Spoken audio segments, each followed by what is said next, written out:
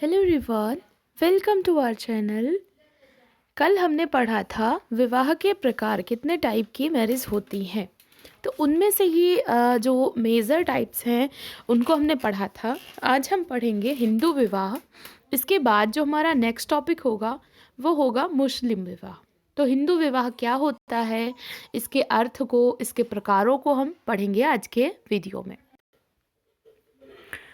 P.N. प्रभु एक जो प्रमुख सिद्धांतकार हैं, इन्होंने कहा है कि हिंदू विवाह एक धार्मिक संस्कार है। ठीक है, धार्मिक संस्कार है। और इसमें इसको धार्मिक संस्कार क्यों माना जाता है, तो इसके पीछे के भी रीजंस है। अगर आप हिंदू विवाह के उद्देश्यों को देखेंगे तो आपको समझ आएगा कि हिंदू विवाह धार्मिक संस्कार क्यों है। क्योंकि हिंदू धर्म में जो मैरिज है वो सिर्फ नीड्स को पूरा करने के लिए नहीं की जाती है, बल्कि उसके साथ में धार्मिक कर्तव्यों को भी जोड़ दिया गया है। ठीक है, कुछ सर्टेन कर्तव्य होते हैं, कुछ निश्चित कार्यों की पूर्ति के लिए। जैसे गृहस्थ आश्रम में जब व्यक्ति जाता है तो वहाँ पर उसको बहुत सारे कर्तव्य दे दिए जाते हैं, बहुत सारे उस पर ऋण होते हैं, पंच ऋण। उनको पूरा करने के लिए वो उनको पंच महायज्ञ करने होते हैं। तो ये सब कुछ करने के लिए उसको गृहस्थ आश्रम में जाना पड़ता है और इसके लिए उसको मैरिज करनी पड़ती है। तो मैरिज सिर्फ हमारी नीड्स के लिए नहीं है, बल्कि हिंदू धर्म में इसको एक संस्कार के जैसे लिया जाता है, जिससे व्यक्ति का शुद्धिकरण होता है। संस्कार का मतलब एक ऐसा कार्य जिससे कि व्यक्ति का शुद्धिकरण हो, उसको कुछ और दायित्व और कर्तव्य दिए जाए। तो इसीलिए हिंदू धर्म एक संस्कार है। के.एम. कपाड़िया, इनकी जो पुस्तक थी marriage and family in India, इसमें इन्होंने कहा था कि हिंदू विवाह एक संस्कार है। विवाह प्राथमिक रूप से कर्तव्यों की पूर्ति के लिए होता है, इसीलिए विवाह का उद्देश्य धर्म है। ठीक है, मतलब जो मैरिज होती है हिंदू धर्म में, उसमें जो मैंने अभी समझाया कि कुछ कर्तव्य निश्चित कर दिए जाते हैं जिनकी पूर्ति के लिए व्यक्ति विवाह करता है, और इसीलिए इसको धार्मिक तरीके से संपन्न करवाया जाता है। देखा होगा आपने, पूरे तरीके से एक धार्मिक वातावरण होता है, मंत्रोच्चारण के साथ में, धार्मिक विधि विधान के साथ में फिर जाके होती है मैरिज। तो इसका मूल उद्देश्य जो है धर्म है। जो हमारा जो अंतिम उद्देश्य होता है मोक्ष, तो मोक्ष को पाने के लिए पहले हमारी अगर अतृप्त इच्छाएं होंगी तो हमारा मन ईश्वर में नहीं लगेगा। तो एक तो रीज़न होता है कि हमारी इच्छाएं तृप्त हो जाएं, दूसरा जो हमारे कर्तव्य होते हैं सामाजिक वो पूरे हो जाएं, फिर हम गृहस्थाश्रम में रहते हुए किस तरीके से धार्मिक आचरण करें ये भी हमें सिखाया जाता है, और फिर अंत में हम इन सब चीज़ों को करते हुए मोक्ष को प्राप्त करते हैं। तो अंतिम उद्देश्य धर्म होता है हिंदू धर्म में। और इनकी बुक थी marriage and family in India, important है, नोट कर लीजिएगा। विवाह के उद्देश्यों को अगर हम देखें तो के.एम. कपाड़िया के अनुसार हिंदू विवाह के 3 प्रमुख उद्देश्य हैं। ये क्वेश्चन पूछ सकता है कि हिंदू विवाह के 3 प्रमुख उद्देश्य धर्म, संतान प्राप्ति और रति, ये किसने बताया, या फिर इनका सीक्वेंस पूछ लेगा। तो जैसे इस बार सीक्वेंस पूछा था, तो के.एम. कपाड़िया ने बताया है हिंदू विवाह के 3 प्रमुख उद्देश्य होते हैं जिनको पूरा करने के लिए व्यक्ति मैरिज करता है। पहला उन्होंने रख दिया धर्म। धर्म का मतलब है जो हमारे कर्तव्य हैं, हम कर्तव्यों को पूरा करें। धर्म ध्र धातु से, यानी कि धारण करना। धारण करना क्या, अपने कर्तव्यों को अपने ऊपर धारण करना, कि हम जो हमारी ड्यूटी हैं उनको हम पूरा करेंगे। तो हमारे सामाजिक, हमारे धार्मिक कर्तव्य जो हैं उनको निभाते हुए, तो पहला तो उद्देश्य है कि हम अपने कर्तव्यों की पूर्ति कर सकें, इसलिए किया जाता है। दूसरी चीज़ है, हमारा सामाजिक कर्तव्य है कि हम समाज को आगे बढ़ाने में, अपने वंश को आगे बढ़ाने में अपना योगदान दें। तो दूसरी चीज़ होती है संतान प्राप्ति, यानी कि प्रजा। अब इससे क्या होता है कि जब आपने एक पुत्र की प्राप्ति कर ली, तो जो आपका पितृ ऋण है, जो पितरों का ऋण है, वो आपका उद्धार हो गया। मतलब आपने अपने वंश को बढ़ाने में योगदान दिया, तो फिर वहाँ पे आपका पितृ ऋण पूरा हो गया। तो पहला होता है धर्म, दूसरा होता है प्रजा यानी कि संतान प्राप्ति। और इससे क्या होगा कि फिर आप, माना जाता है ना अपने धर्म में कि आप तर जाओगे, आपका उद्धार हो जाएगा। ये चीज़ें यहाँ भी धर्म ही है। फिर तीसरी चीज़ है रति। सबसे लास्ट में जो हमारी फिजिकल नीड्स होती हैं उनको सबसे अंत में रखा गया है। तो इनका सीक्वेंस बनता है धर्म, प्रजा और रति। इसको पूछ सकता है सीक्वेंस में कि एक क्रम में लगाइए, तो ऐसे इन्होंने बताया। और सबसे ऊपर धर्म को रखा, इसीलिए इसको बोला कि ये संस्कार है, क्योंकि सबसे ज़्यादा धर्म और यहाँ पर भी कर्तव्य ही है। यहाँ पर आती है नीड्स, जो कि सबसे लास्ट में है। तो ये 3 प्रमुख उद्देश्य के.एम. कपाड़िया ने बताए हिंदू विवाह के। जो हिंदू विवाह है, अगर हम बात करें इसकी प्रकृति की कि किस तरीके की इसकी प्रकृति है, तो इसकी प्रकृति एक संस्कार के जैसे है। जैसे पुरुषों के लिए तो 16 संस्कार की व्यवस्था है, लेकिन स्त्रियों के लिए एकमात्र संस्कार विवाह ही है, जिसके द्वारा माना जाता है कि उनका जो शुद्धिकरण है वो होगा, उनका आचरण शुद्ध होगा। कैसे? क्योंकि इसी के माध्यम से वो गृहस्थ आश्रम में प्रवेश करेंगी। उनके लिए दायित्व बताए गए हैं कि पति की सेवा करना, सास ससुर की सेवा करना, और जो कोई अतिथि आता है उसकी सेवा करना, ऋषि मुनि कोई आते हैं उनकी सेवा करना, मतलब सेवा भाव के साथ में अपने गृहस्थ आश्रम का जीवन जो है वो निर्वाह करना, ये चीज़ उनके लिए बताई गई है। तो ये एक धार्मिक संस्कार है और इसकी जो प्रकृति है वो अविच्छेद होती है, इसको तोड़ा नहीं जा सकता। जो हिंदू धर्म की जो मौलिक प्रवृत्ति है वो ऐसी है कि उसको हम तोड़ नहीं सकते। माना जाता है कि 7 जन्मों का रिश्ता होता है, जो जिनका इस जन्म में विवाह होता है वो अगले 7 जन्मों तक रिश्तों में बंध जाते हैं, तो इसको हम तोड़ नहीं सकते। कोई तलाक जैसा वर्ड हिंदू शब्दों जो ग्रंथ है उनमें है ही नहीं। लेकिन फिर भी बाद में जब धीरे धीरे इस चीज़ को लेकर के स्त्रियों की दशा थोड़ी सी निम्न हुई, उनका ज़्यादा शोषण होने लगा, तो इसको ठीक करने के लिए एक अधिनियम आया जो कि था हिंदू विवाह अधिनियम, और यह आया था 1955 में। तो इसके बाद जो हिंदू विवाह की प्रकृति है इसमें कुछ परिवर्तन आया है। प्रमुख परिवर्तन यही आया है कि अब ये अविच्छेद प्रकृति इसकी नहीं रह गई है, इसमें तलाक को भी वरीयता दी जाने लगी है कानूनी तौर पर। लेकिन धार्मिक तौर पर अभी भी हिंदू विवाह में तलाक को कोई भी मान्यता नहीं दी जाती। माना जाता है कि एक बार जिनकी मैरिज हो गई वो 7 जन्मों तक रिश्तों में बंध जाते हैं, तो ये अविच्छेद प्रकृति होती है। लेकिन अभी कानूनी तौर पर हिंदू विवाह अधिनियम 1955 के बाद फिर अब इसको वरीयता मिल गई है। तो अभी देखो वो चीज़ें हो भी रही हैं। अब हम बात करते हैं हिंदू विवाह के प्रकारों के बारे में, कितने प्रकार होते हैं या कितने स्वरूप होते हैं। तो अगर हम परंपरागत रूप से देखें तो हिंदू विवाह के 8 स्वरूप देखने को मिलते हैं। यहाँ से भी क्वेश्चन बन सकता है हिंदू विवाह के कितने स्वरूप होते हैं, तो 8 स्वरूप होते हैं। कौन कौन से होते हैं? पहला होता है ब्रह्म विवाह। जब कोई भी जो पिता होता है वो किसी भी वेदों के ज्ञाता सीलवान वर को अपने घर पे बुलाता है, उसको वस्त्र आभूषण अलंकार से सुसज्जित अपनी कन्या दान में दे देता है, तो उसको कहते हैं कि ये ब्रह्म विवाह है। इसे सबसे अच्छा माना जाता है। अब इसका भी सीक्वेंस पूछ सकते हैं कि सबसे अच्छा कौन माना जाता है, तो ये जो 1 2 3 करके मैंने लिखा है यही सीक्वेंस है, राइट। तो सबसे सर्वश्रेष्ठ माना जाता है ब्रह्म विवाह को। जब कोई भी वेदों के ज्ञाता वर को बुला करके उसका सम्मान करते हुए उसको वस्त्र आभूषण अलंकारों से सुसज्जित कन्या दान में दी जाए। सेकेंड टाइप होता है दैव विवाह। दैव विवाह क्या होता है? जब कोई यज्ञ कराने वाला पुरोहित उसको अलंकारों से सुसज्जित कन्या दी जाती है, तो ये कहलाता है दैव विवाह। अब दैव विवाह और ब्रह्म विवाह दोनों लगभग सेम सेम है, बस इसमें होता है यज्ञ कराने वाला पुरोहित, और इसमें ज़रूरी नहीं है कि यज्ञ कराने वाला पुरोहित ही हो, बस वो वेदों का ज्ञाता होना चाहिए, शीलवान होना चाहिए, एक अच्छा वर होना चाहिए। ठीक, बस दोनों में इतना डिफरेंस है। तो ब्रह्म विवाह को सर्वश्रेष्ठ माना जाता है। उसके बाद फिर आता है दैव विवाह। थर्ड नंबर पे आता है आर्ष विवाह। आर्ष का मतलब होता है ऋषि, यानी जो लोग ऋषियों से संबंधित जो विवाह है।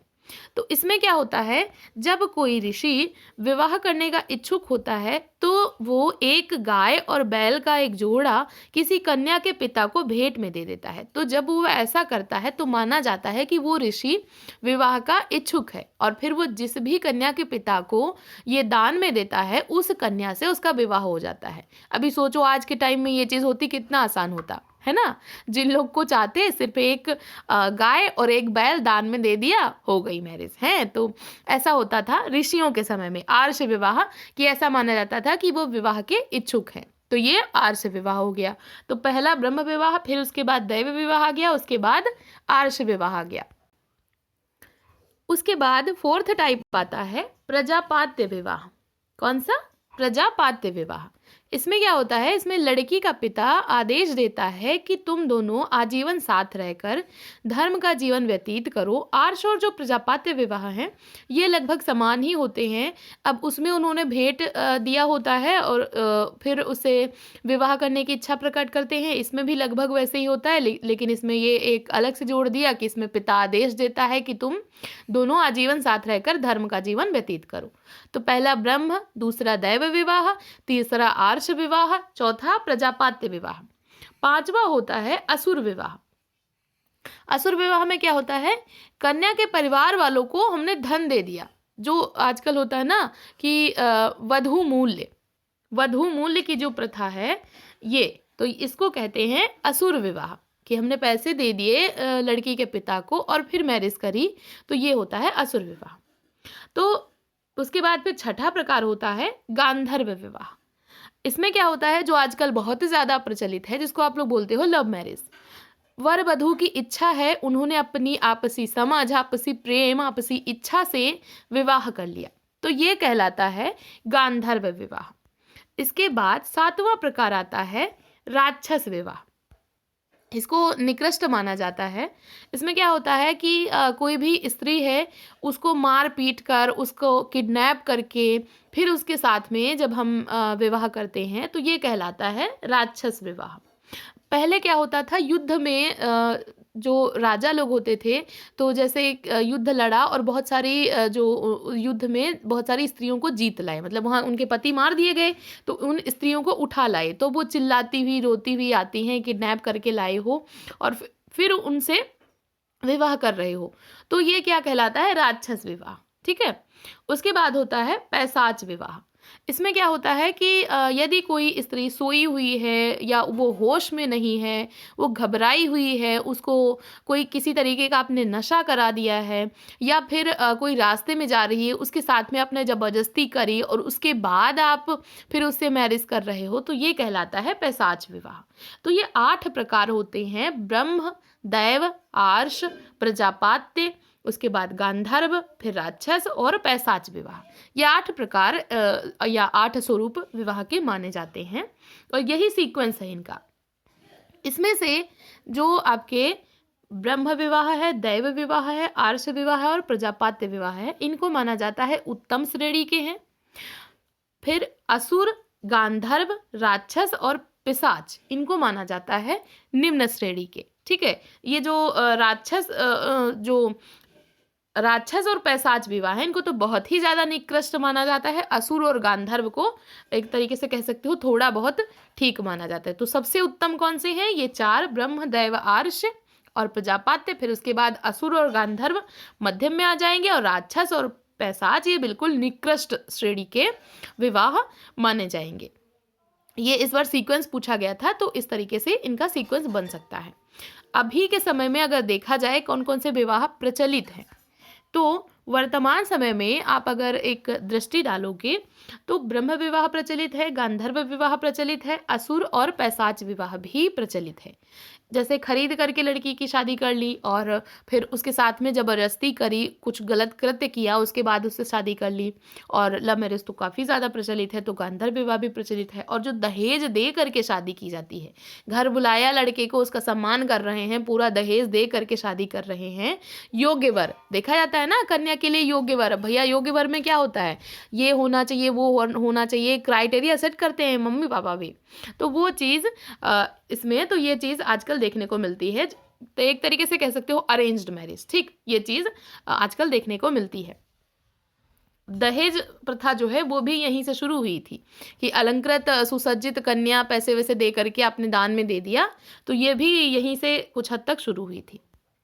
तो ये होते हैं 8 प्रमुख स्वरूप। इसके अलावा कुछ और विवाह की रीतियां हैं जो कि पाई जाती हैं, जिनमें से प्रमुख है अंतः विवाह और बहिर्विवाह।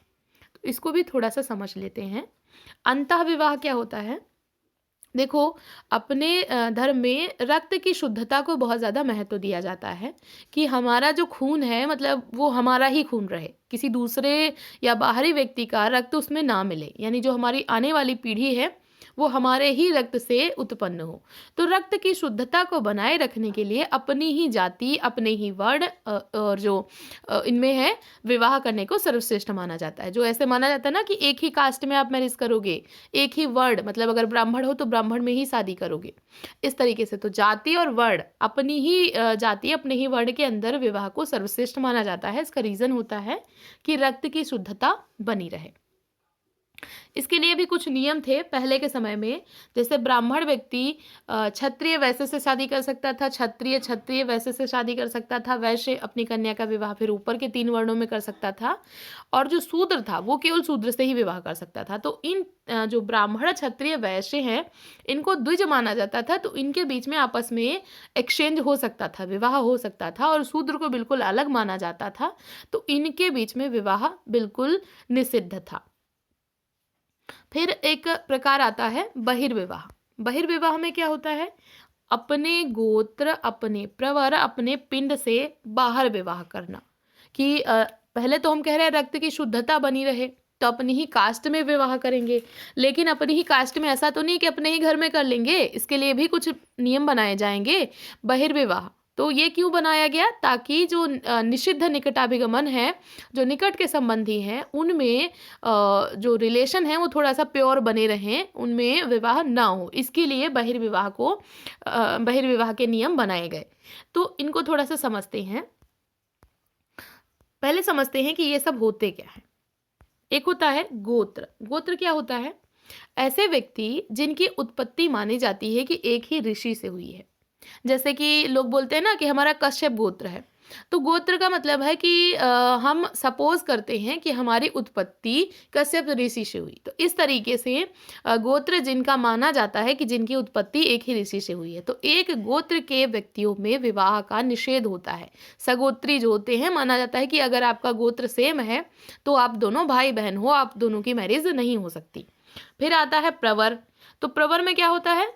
समान ऋषियों और पूर्वजों का जो लोग यज्ञ के समय आह्वान करते हैं। कोई भी यज्ञ है, कोई भी पूजा पाठ है, तो यदि हमारे कुल देवता या हमारे जो ऋषि हैं, हम भी उन्हीं का आह्वान कर रहे हैं, आप भी उन्हीं का आह्वान कर रहे हो। आह्वान करना मतलब उनका जो बोलते हैं ना स्वाहा के समय जो नाम लिया जाता है, ठीक, तो उनका आह्वान कर रहे हैं या उनको बुला रहे हैं। तो इनमें माना जाता है कि वो सेम प्रवर के हैं, और एक ही प्रवर के व्यक्तियों में विवाह करना वर्जित है। आप प्रवर से अपने बाहर विवाह करो। तो प्रवर समान ऋषियों और पूर्वजों का यज्ञों के समय आह्वान करने वाले व्यक्ति। फिर पिंड क्या होता है? पिंड का संबंध होता है रक्त से, रक्त संबंधी। तो इसमें क्या नियम है? इसमें नियम है कि पिता की तरफ से 7 पीढ़ी और माता की तरफ से 5 पीढ़ियों तक विवाह नहीं करना चाहिए। इतने लोगों को सपिंडी माना जाता है। पिता की ओर से 5 पीढ़ी, मतलब दादा, दादा के दादा, उनके दादा, 7 पीढ़ी, ठीक, और माता की ओर से 5 पीढ़ी, यहाँ तक आपको विवाह नहीं करना चाहिए। तो सगोत्र, सप्रवर और सपिंड विवाह का निषेध होता है। अपने गोत्र, अपने प्रवर और अपने पिंड से बाहर विवाह करना होता है। अब देखिए कितने सारे नियम बना दिए गए। तो एक तो आपको इनसे बाहर विवाह करना, मतलब अपनी ही कास्ट में विवाह करना है, और फिर इनसे भी बाहर विवाह करना है। तो ये सारे नियम पहले के समय में थे। आजकल ये चीज़ तो इतना नहीं मानी जाती है, क्योंकि फिर इंसान कहाँ करेगा, कहीं तो करेगा जाके ना, तो फिर ये चीज़ इतना ज़्यादा वैलिड नहीं है। कहीं कहीं पे देखी भी जाती है, कहीं कहीं पे नहीं देखी जाती है। और जो अंतः विवाह वाली जो प्रथा है कि जाति में अपने विवाह करना, वो अभी भी कट्टरता के साथ उसका पालन होता है। पीवी काड़े ने कहा था कि बहिर्विवाह द्वारा अपने रक्त दोष दूर करने का अवसर मिलता है। मतलब एक तो हमने बना दिया कि हमारे रक्त की शुद्धता बनी रहे। फिर ऐसी मान्यता है कि अगर आप अपने ही निकट संबंधियों में विवाह करोगे तो जो आपकी संतान होगी वो थोड़ा सा मंद बुद्धि उत्पन्न होगी, या फिर जो अगर आपके रक्त में कोई अशुद्धि है तो, या कोई बीमारी है या कुछ भी है, तो वो आगे आने वाली पीढ़ी में भी ट्रांसफर हो जाएगा। तो इसके लिए ये बहिर्विवाह का नियम बनाया गया कि अपने गोत्र, अपने प्रवर, अपने पिंड से बाहर विवाह करो, ताकि आपको दूसरे के जो गोत्र के या दूसरे ऋषियों के जो गुण हैं वो भी आपके खून में आ सके। वेस्टरमार्क ने कहा है कि इसे निकट संबंधियों के मध्य निषेध, वही जो मैंने बताया निषिद्ध निकटाभिगमन, उसको रोकने के लिए बनाया गया है। तो ये थे हिंदू विवाह से संबंधित नियम और हिंदू विवाह के प्रकार। आई होप आपको ये वीडियो अच्छे से समझ आई होगी। आज मैंने एक वीडियो डाली है यूट्यूब पे अलायंस थ्योरी, जिसमें निश्चित निकटाभिगमन और नातेदारी से संबंधित कुछ चीज़ें बहुत अच्छे से समझाई हैं। आप उसको भी देख लीजिएगा, काफ़ी इंपॉर्टेंट है एंड मे बी आपके एग्जाम में पूछ सकता है। तो ऐसे ही पढ़ते रहिए, इसको अच्छे से समझिए, नोट कर लीजिए, पढ़ते रहिए, अपने गोल की तरफ आगे बढ़ते रहिए। वीडियो देखने के लिए थैंक यू सो मच।